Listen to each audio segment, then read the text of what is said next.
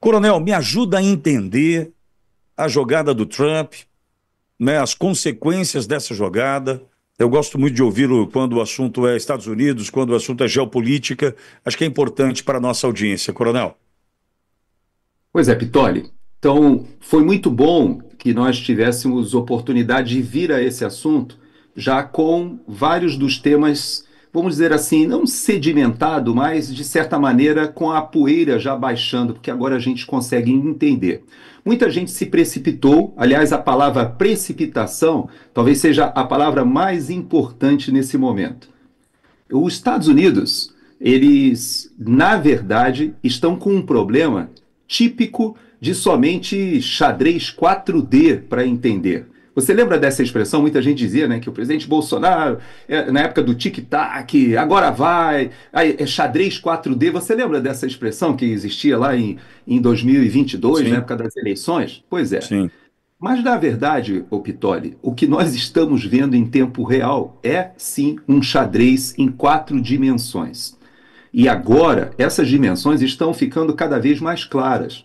E se percebe que o presidente Trump, de fato, talvez se transforme num dos maiores presidentes da história dos Estados Unidos. E eu vou explicar muito rapidamente para você, a nossa audiência vai entender.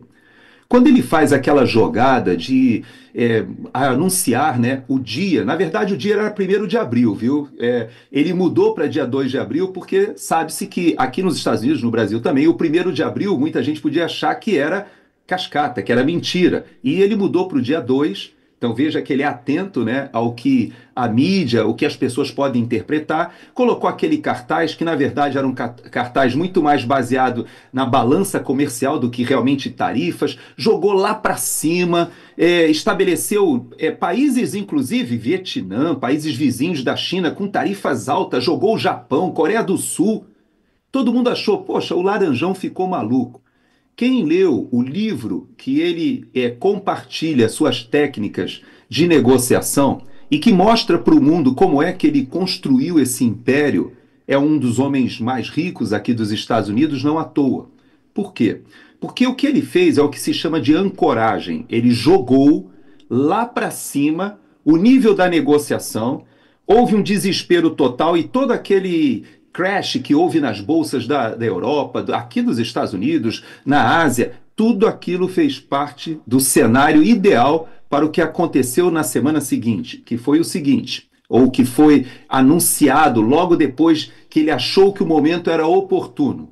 Ele disse: bom, a China retaliou, nós aumentamos, a China retaliou de novo, nós chegamos a praticamente uma tarifa que inviabiliza o comércio entre China e Estados Unidos. Só que logo depois ele fez o seguinte: olha, todo mundo agora tem 90 dias para renegociar isso que nós anunciamos. Mas nós vamos fazer o seguinte: nós vamos baixar para 10% para todo mundo. Então fica todo mundo igual. Agora, no mundo, todos os países do mundo, todos que negociam com os Estados Unidos, têm 10%, tudo igual. Significa o seguinte, que em termos relativos, Pitoli, não existe alteração nenhuma. Ou seja, em termos de competição, se o Brasil vende para os Estados Unidos e compete com o Canadá ou compete com a Austrália em alguns produtos, não tem problema. Por quê? É 10% para todo mundo, não altera nada. Relativamente não alterou nada, só que alterou uma coisa, Pitoli.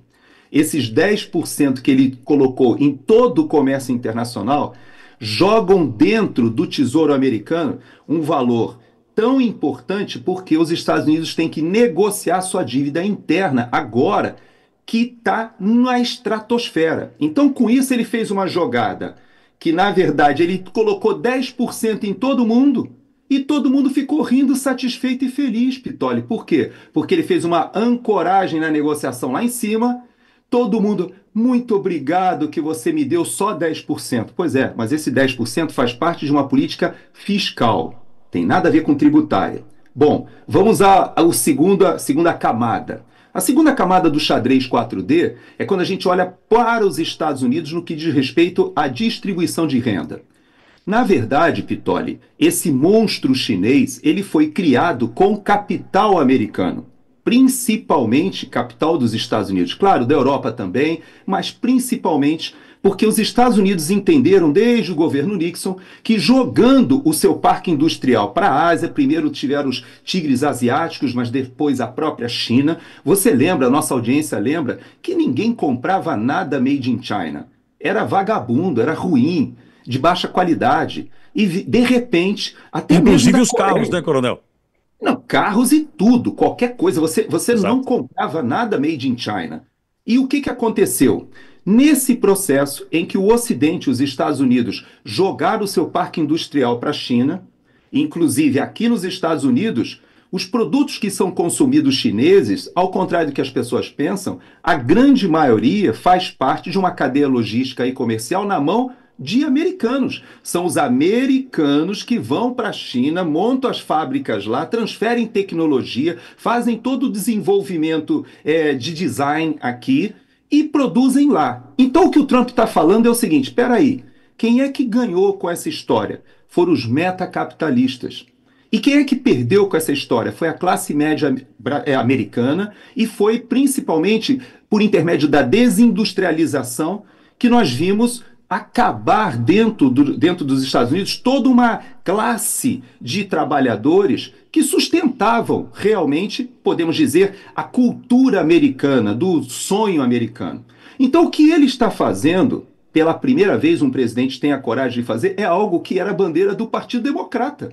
Você talvez não tenha percebido, Pitoli, tão quanto a nós que estamos aqui dentro, como houve uma inversão total entre o público. O público que antes era democrata, os trabalhadores, hoje são republicanos, porque eles dizem o seguinte: quem realmente briga pelos trabalhadores, hoje não é o partido da elite republicana, não, pelo contrário, a elite agora foi para o Partido Democrata. Os metacapitalistas estão no Partido Democrata.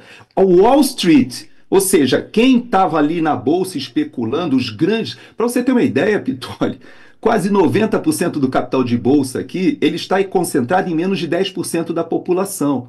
Então, o que o Trump está tendo coragem de dizer é o seguinte: eu estou propondo uma redistribuição, inclusive, de riqueza aqui interna. Então você veja que essa é a segunda camada que poucos tiveram coragem de fazer. Mas ele foi para uma terceira camada que vai para a geopolítica e que, na verdade, quando ele joga esses 10% e chama e dá a possibilidade para que todo mundo venha renegociar, sabe quem foram os primeiros? Vietnã correu rapidinho, foi um dos primeiros. Japão, imediatamente. Taiwan. Quem são esses? Coreia do Sul. Todos vieram negociar. Por quê? Eles são vizinhos da China. Não seria muito mais prático, Pitoli, já que eles estão ali pertinho da China, eles dizerem assim: peraí, se os Estados Unidos está fazendo isso, vamos negociar com a China. Mas, na verdade, o que o Trump está fazendo no campo da geopolítica é isolando a China, ou pelo menos mostrando realmente o que é a China e como ele tem capacidade, sim, de chamar a si a liderança do comércio internacional de novo.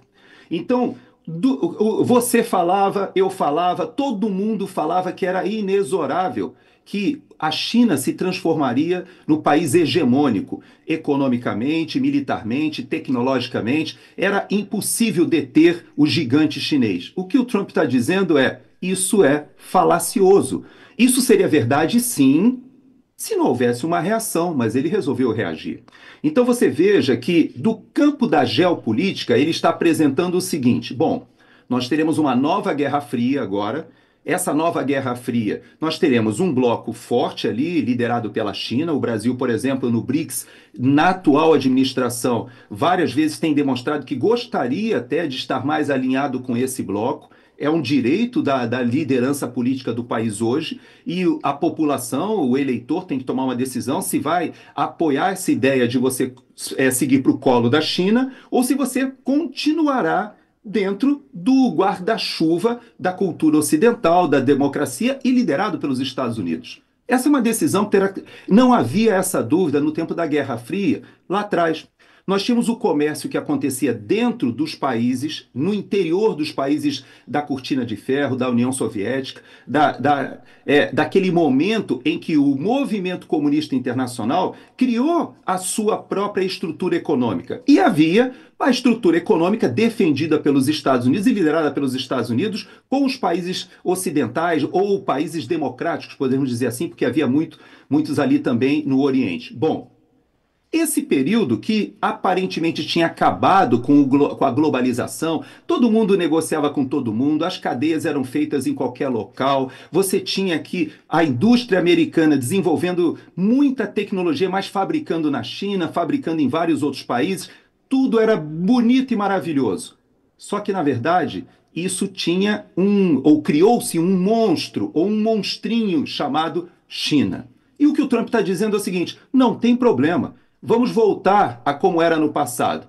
Quem quer ficar no nosso time, fica.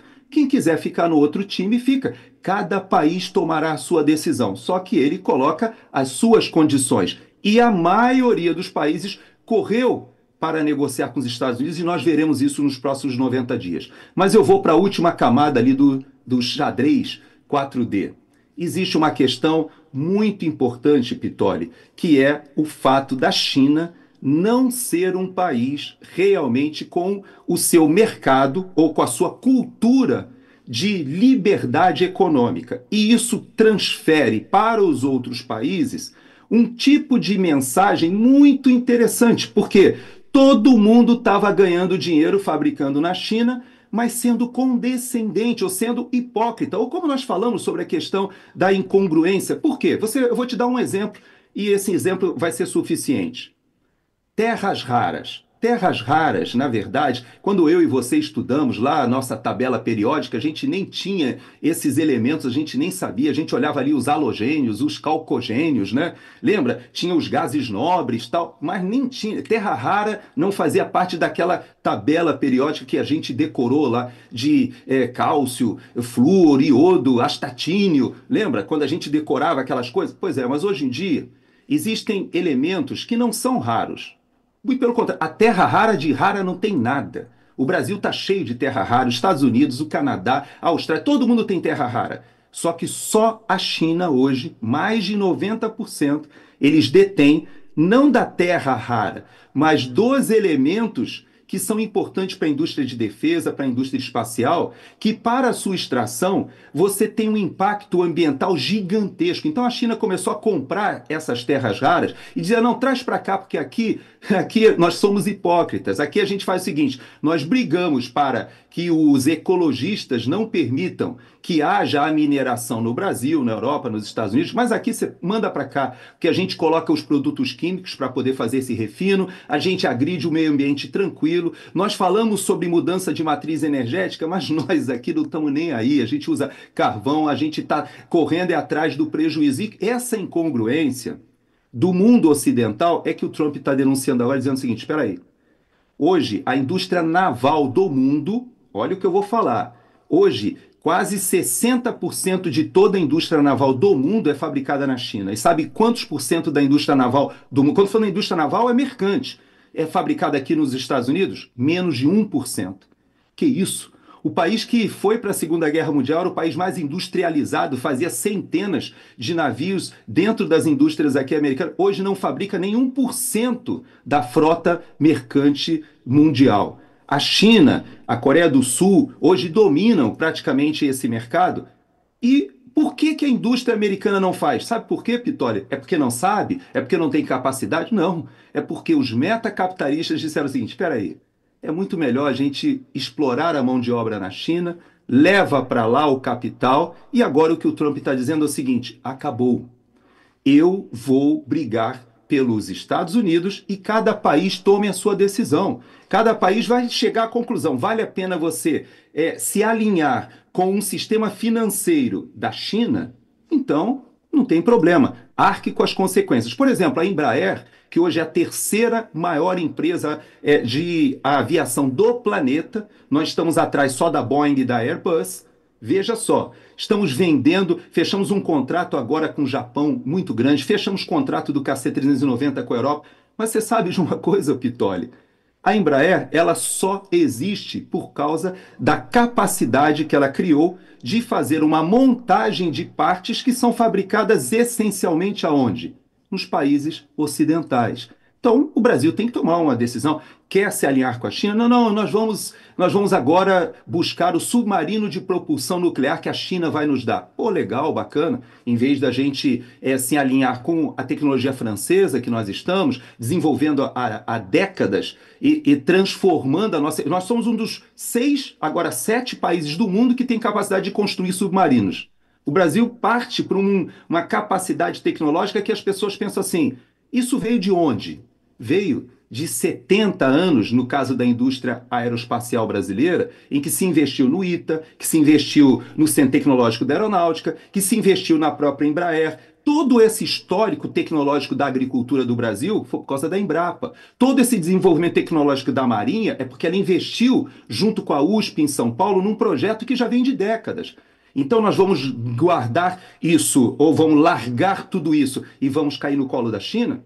É uma decisão que o Brasil vai tomar. E o que o Trump está dizendo é o seguinte: nós precisamos reverter essa situação e ele está tendo coragem para isso. Por isso que eu falo desse xadrez 4D. Desculpe, viu, Pitório, se eu fui muito além aí nas explicações. É um assunto complexo, tem muitas outras variáveis, existem questões difíceis que o americano vai ter que encarar, mas é uma reversão, é uma mudança, é uma nova ordem mundial. E olha que eu nem toquei na questão financeira, na questão do dinheiro, que é outro assunto importantíssimo que está sendo tratado aqui nos Estados Unidos. O que acontecerá? E todo mundo fala que houve Bretton Woods e haverá o Acordo de Mar-a-Lago. Pode escrever, Pitoli.